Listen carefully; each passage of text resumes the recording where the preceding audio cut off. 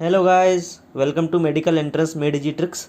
आज हम जिस टॉपिक के बारे में बात करने जा रहे हैं उसका नाम है आयोनाइजेशन पोटेंशियल या आयोनाइजेशन एनर्जी। इसी को शॉर्ट में आईपी भी कहते हैं।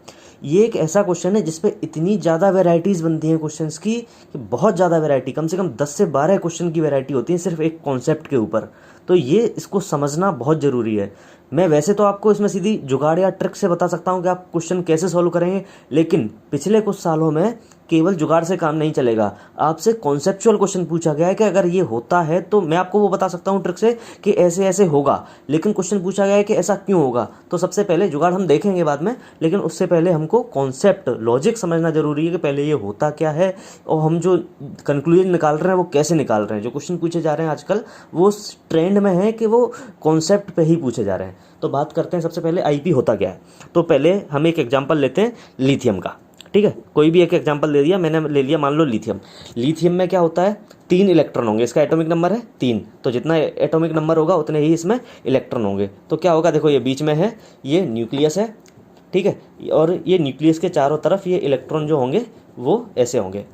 ठीक, अब देखो ये इलेक्ट्रॉन है, ये नेगेटिवली चार्ज है, और यहाँ न्यूट्रॉन, ये और ये न्यूक्लियस है, यहाँ बीच में क्या होगा, प्रोटॉन भरे होंगे जो कि पॉजिटिवली चार्ज पार्टिकल होंगे। ठीक है, अब ये पॉजिटिवली चार्ज और नेगेटिवली चार्ज इन दोनों के बीच में एक फोर्स काम कर रहा होगा, अट्रैक्शन फोर्स। ठीक है, अब वो अट्रैक्शन फोर्स कैसे निकालते हैं अपन, एक कूलाम्स का फोर्स का वो होता है फॉर्मूला, जिससे अपन दो चार्ज पार्टिकल के बीच में निकाल सकते हैं कि वो कितना उन दोनों के बीच में कूलाम्स फोर्स लग रहा होगा।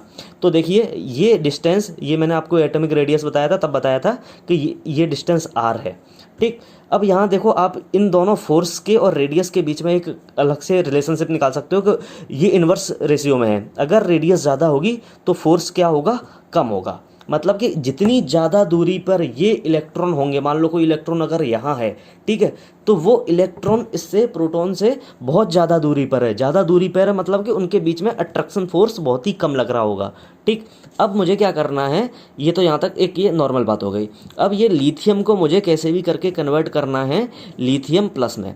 लिथियम प्लस में कन्वर्ट करना है मतलब कि मुझे इसमें से एक इलेक्ट्रॉन निकालना पड़ेगा।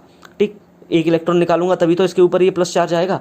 अब वो इलेक्ट्रॉन निकालने के लिए मुझे क्या करना होगा, क्योंकि ये इलेक्ट्रॉन तो इसके पास, ये जो प्रोटॉन है, ये न्यूक्लियस है, इससे बाउंड है अट्रैक्शन फोर्स में, तो मुझे कुछ ना कुछ एनर्जी देनी पड़ेगी बाहर से, जिससे कि ये मैं निकाल सकूं जिसे इस इलेक्ट्रॉन को। तो उस एनर्जी को मैंने नाम दे दिया ई। ठीक है, उस एनर्जी का नाम दे दिया मैंने ई। अब एनर्जी मैंने दी और ये इलेक्ट्रॉन निकल गया और लिथियम प्लस बन गया। ठीक है, यहाँ तक क्लियर है। एनर्जी मैंने दी और ये मैंने निकाल दिया। तो जो एनर्जी मैंने एक एलिमेंट में आउटर मोस्ट ऑर्बिट के इलेक्ट्रॉन को निकालने के लिए दी, वो एनर्जी ही आईपी या आयोनाइजेशन एनर्जी कहलाती है। सबसे पहली चीज़ ये हो गई डेफिनेशन कि आउटर मोस्ट ऑर्बिट के इलेक्ट्रॉन को निकालने के लिए मैंने जो एनर्जी दी, तो जो एनर्जी की सप्लाई देनी पड़ी उस एनर्जी को ही आयोनाइजेशन एनर्जी कहा जाता है, दैट इज आईपी। ठीक, अब क्या हुआ, मैंने एक इलेक्ट्रॉन तो निकाल दिया, लेकिन मैं इसके बाद एक और इलेक्ट्रॉन निकालना चाहता हूँ। एक और इलेक्ट्रॉन निकालना चाहता हूँ कि मतलब कि ये वाला, क्योंकि इसको तो मैं ऑलरेडी निकाल चुका हूँ। अब इस इलेक्ट्रॉन को निकालने के लिए मुझे क्या करना पड़ेगा, और एनर्जी देनी पड़ेगी। इस एनर्जी को मैंने नाम दे दिया E1 और इसको दे दिया E2, और मान लो मुझे इसके बाद इसको भी निकालना हुआ तो इसको मैंने नाम दे दिया E3। अब हम इन तीनों में कंपेयर करेंगे E1, E2 और E3 में। अब जरा यहाँ आप देखिए, ये जो डिस्टेंस थी ये R1 दे दी, और ये डिस्टेंस को दे दिया नाम R2, और ये सबसे नियरेस्ट इलेक्ट्रॉन जो है इसको नाम दे दिया R3। ठीक है, इसको नाम दे दिया R3। अब देखो यहाँ R3 सबसे कम दिखाई दे रही है आपको, ये जो R3 है ये सबसे कम है। R3 सबसे अगर कम होगी तो अट्रैक्शन फोर्स सबसे ज़्यादा होगा। R3, ये R अगर सबसे कम होगी तो अट्रैक्शन फोर्स ज़्यादा होगा। अट्रैक्शन फोर्स ज़्यादा होगा मतलब कि मुझे एनर्जी भी ज़्यादा देनी पड़ेगी, और एनर्जी जो मैं दे रहा हूँ वो कितनी दे रहा हूँ, E3। यहाँ से आप एक कंक्लूजन निकाल सकते हो, जो कि IIT में पहले क्वेश्चन पूछा जा चुका है बहुत साल पहले, और नीट में भी पूछा गया है। जब पहले AIPMT होती थी तब पूछा गया था ये क्वेश्चन कि IP, ये E1 है मतलब ये क्या IP ही तो है, मैंने तो एनर्जी के लिए E लिख दिया है, तो ये IP1, IP2 और IP3 इनका ऑर्डर पूछा था कि कौन सी एनर्जी ज़्यादा है, तो यहाँ से आप कंक्लूड कर सकते हो कि Ip मैंने उसको बोला है जो कि मैंने बाहर के इलेक्ट्रॉन को निकालने के लिए एनर्जी दी है। बाहर का इलेक्ट्रॉन है मतलब कि रेडियस ज़्यादा है, रेडियस ज़्यादा है मतलब कि अट्रैक्शन फोर्स कम लगेगा, अट्रैक्शन फोर्स अगर कम लगेगा मतलब कि मुझे एनर्जी भी कम ही देनी पड़ेगी। ठीक है, तो Ip3 जो है वो ज़्यादा होगा Ip2 से और वो ज़्यादा होगा Ip1 से। ये आपके पास एक कॉन्सेप्ट निकल के आ गया, ये आपको याद रखना है।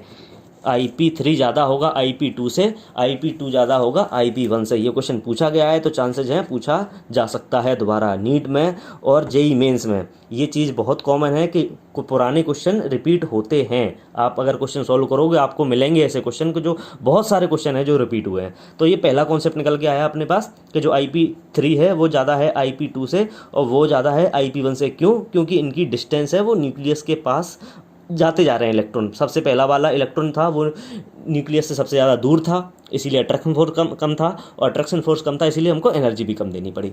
ठीक है, ये हो गया पहला कॉन्सेप्ट। अब दूसरा कॉन्सेप्ट देखो कि ये मैं इस रिएक्शन में एनर्जी दे रहा हूँ, एनर्जी मुझे देनी पड़ रही है। तो ये किस टाइप की रिएक्शन हुई, एक्सोथर्मिक या एंडोथर्मिक? ये हुई है एंडोथर्मिक रिएक्शन। एंडोथर्मिक रिएक्शन वो रिएक्शन होती है जिसमें हमको एनर्जी बाहर से प्रोवाइड करानी पड़ती है। और एंडोथर्मिक रिएक्शन में डेल्टा ई का सिंबल कैसा होता है? पॉजिटिव। बहुत इंपॉर्टेंट है ये कि वो आपको क्वेश्चन में कंफ्यूज करेगा, डाटा देगा, उसमें से एक ऑप्शन ऐसा कर देगा जो कि पॉजिटिव है, पूछेगा कि इनमें से इसकी Ip क्या होगी और एक ऑप्शन रख देगा आपके लिए पॉजिटिव, तो यहाँ से और बाकी के रखेगा नेगेटिव। लेकिन अपने दिमाग में एक चीज़ क्लियर रखना आप कि Ip है वो हमेशा पॉजिटिव ही होगी। पॉजिटिव मतलब कि एंडोथर्मिक रिएक्शन इसीलिए है क्योंकि हमको इलेक्ट्रॉन निकालने के लिए इसमें एनर्जी देनी पड़ रही है। ठीक है, तो ये तो Ip का जनरल कॉन्सेप्ट हो गया, लॉजिक हो गया कि हम कैसे निकालेंगे। इसके बाद में क्या ऑर्डर होता है, क्या ट्रेंड होता है उसका, left to right, top to bottom, question क्या क्या हैं, वो सब हम देखते हैं। ठीक है।